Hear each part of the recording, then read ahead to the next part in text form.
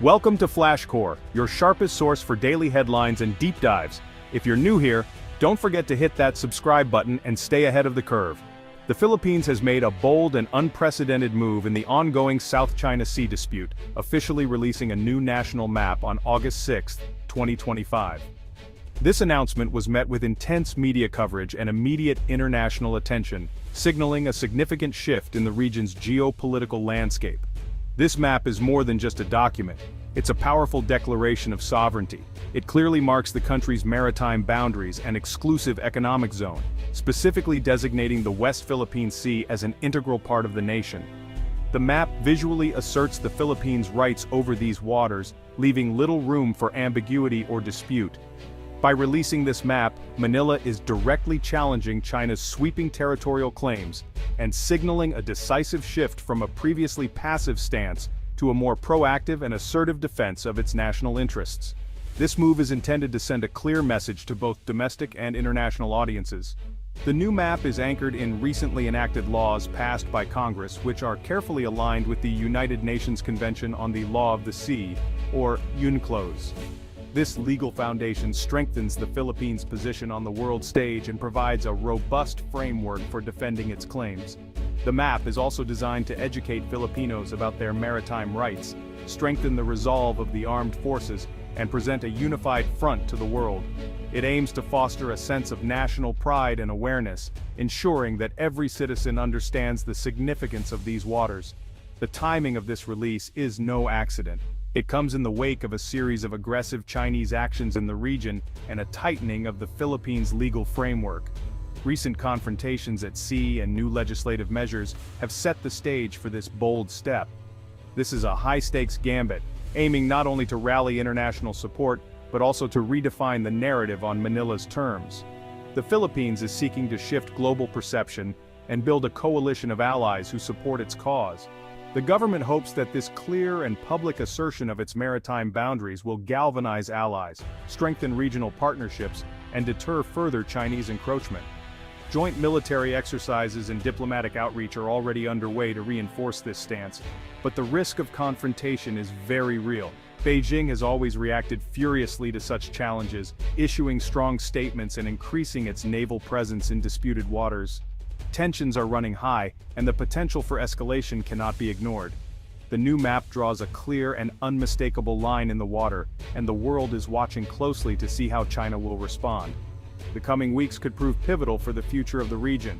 For the Philippines, this is a truly historic moment, a decisive shift from reaction to action, from ambiguity to clarity. The government is betting that this bold step will inspire unity at home and respect abroad. The stakes have never been higher, and the outcome of this move could shape the balance of power in the South China Sea for years to come. The Philippines' new map is a direct response to China's latest provocations at Scarborough Shoal. Beijing recently drew new maritime baselines around the shoal, well within the Philippines' exclusive economic zone, and assigned Chinese names to dozens of underwater features. Manila condemned these moves as violations of international law and a threat to regional stability. China's strategy is clear: create facts on the water and use administrative power to legitimize its occupation. This lawfare, weaponizing legal and administrative tools, forces the Philippines to respond with its own legal countermeasures. By naming features and drawing baselines, China isn't just making a claim, it's erasing Philippine identity from these waters. Manila's new map is both a literal and figurative line in the sand, a defensive reaction to China's escalating campaign. The struggle is now as much about national heritage as it is about territory.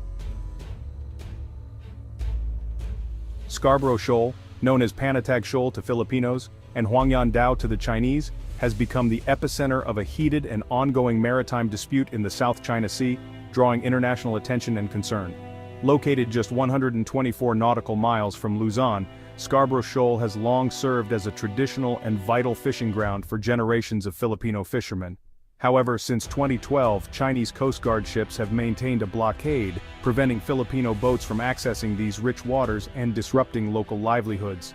The 2012 standoff between Chinese and Filipino vessels marked a dramatic turning point, exposing the Philippines' vulnerability in the face of a larger power. This crisis prompted Manila to seek international arbitration, hoping for a rules-based resolution to the conflict. The shoal itself is little more than a cluster of rocks jutting out of the sea, but its strategic value is immense. Whoever controls Scarborough Shoal can project military and economic power deep into the heart of the South China Sea, influencing vital shipping lanes and regional security.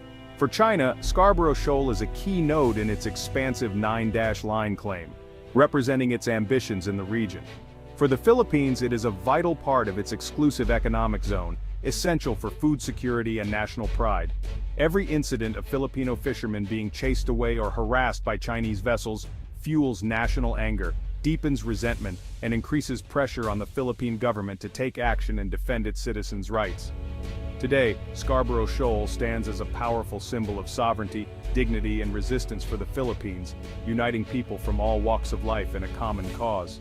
China's recent declaration of new maritime baselines is widely seen as an attempt to cement its controversial and widely criticized seizure of the shoal, further deepening the wound and complicating diplomatic efforts.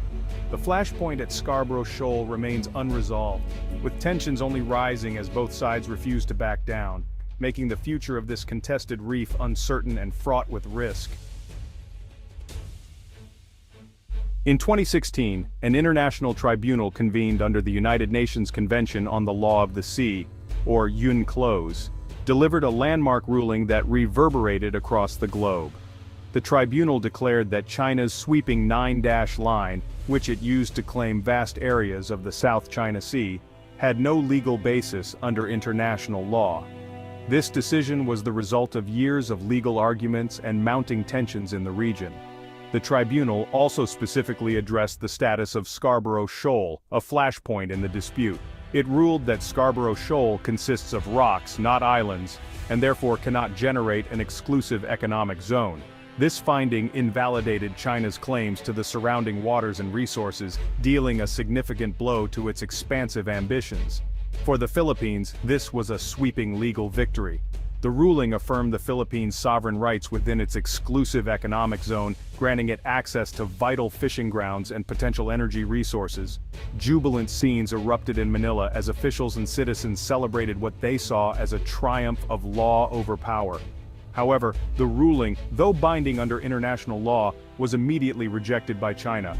Chinese officials dismissed the verdict as waste paper, and instead doubled down on their activities in the disputed waters, increasing their military and Coast Guard presence. China's defiance of the tribunal's decision has undermined the global maritime order and set a dangerous precedent, one where power and force can override established international law, threatening the stability of the region. For smaller nations, international law is not just a set of rules, but a crucial shield against the ambitions of larger, more powerful neighbors. It offers a framework for peaceful resolution and protection of their rights. China's refusal to comply sends a chilling message to the world. In the South China Sea, might makes right. This stance has led to tense standoffs and increased militarization, raising fears of conflict.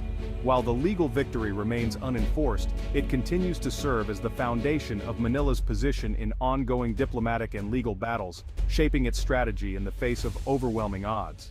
The world is left to wonder, what good is international law if it can be ignored by the powerful? The 2016 tribunal ruling remains a test case for the future of global governance and the rule of law on the world's oceans. Since the 2016 ruling, tensions have only escalated. China's Coast Guard and maritime militia routinely harass Philippine vessels, using water cannons and dangerous maneuvers near contested features like Second Thomas Shoal. These gray zone tactics aren't open warfare, but they're designed to intimidate and wear down Manila's resolve. Each encounter is a test of will, with the risk of miscalculation ever present. Filipino fishermen are also targeted, driven from their traditional grounds by larger Chinese ships. The economic impact on coastal communities is severe, turning a geopolitical dispute into a daily struggle for survival. President Marcos Jr. has vowed not to back down, keeping patrols active despite overwhelming odds. The peace of the region hangs by a thread, as every incident could spiral into open conflict. The struggle is now fought on the waves, with livelihoods and sovereignty at stake. To counter China's pressure, the Philippines has turned to the law. The new Philippine Maritime Zones Act defines the country's maritime boundaries in line with UNCLOS, creating a clear legal framework. The Archipelagic Sea Lanes Act designates specific routes for foreign ships and aircraft, enhancing security and control. These laws empower the Navy and Coast Guard with a stronger mandate to patrol and enforce Philippine rights. It's a shift from protest to action, building a robust legal structure to govern its waters. Beijing calls these moves provocative, but for Manila, they're essential acts of self-defense. The law is the Philippines' most powerful weapon in a contest where it's outmatched militarily. By aligning national laws with UNCLOS, Manila demonstrates its commitment to a rules-based order. The legal shield is now in place, giving the Philippines new leverage in the dispute. The world is watching, and the Philippines is not alone. The United States, Manila's treaty ally, has reaffirmed its commitment to defend Philippine vessels in the South China Sea. Other nations, Japan, Australia, the UK, France, and Canada, have increased their naval presence, conducting joint patrols and freedom of navigation operations. The G7 has condemned China's coercive actions and called for respect for international law. Yet many Southeast Asian countries remain cautious, wary of economic retaliation from China. ASEAN struggles to present a united front, often issuing vague statements that avoid naming Beijing. The effectiveness of the international response depends on sustained support from allies and a broader coalition. Manila's new map is a rallying point, offering a clear legal position for others to support. The diplomatic battle is as fierce as the one at sea. The Philippines' entire strategy is built on international law, especially UNCLOS grants coastal states a 200 nautical mile exclusive economic zone, precisely what Manila claims on its new map. In contrast, China's 9-dash line is vague, lacking legal or geographic clarity, and was invalidated by the 2016 tribunal. The Philippines has reinforced its position by aligning domestic laws with UNCLOS, showing it's a responsible global actor. This legal high ground is a powerful asset for a middle power facing a superpower. The new map is not just a political statement, it's a legal document, backed by global consensus. Manila's message: it's defending what is rightfully its own, not just what it wants. The law is its shield, and the world is urged to stand by the rules. The dispute is now a test of the international order itself. The South China Sea dispute is about more than territory. It's about global stability.